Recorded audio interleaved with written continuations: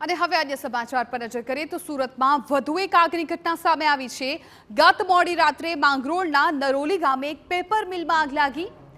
બારડોલી, માંડવી, સુમિલોન સહિતના 10 ફાયર વિભાગની ટીમ છે હાલ સ્થળ પર પહોંચી છે।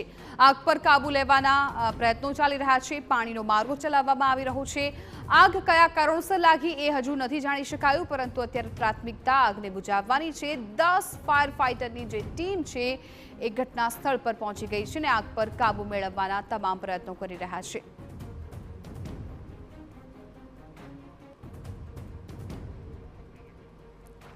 તો આ દ્રશ્યો આગના દ્રશ્યો પરથી ખ્યાલ આવી જશે, અંદાજ લગાવી શકાય છે કે આગ છે કેટલી ભયંકર હતી। પરંતુ સૌથી પહેલો સવાલ તો એ જ થઈ રહ્યો છે કે કયા કારણોસર આ આગ લાગી છે એ કારણ હજુ સામે નથી આવ્યું। તપાસ ચાલી રહી છે।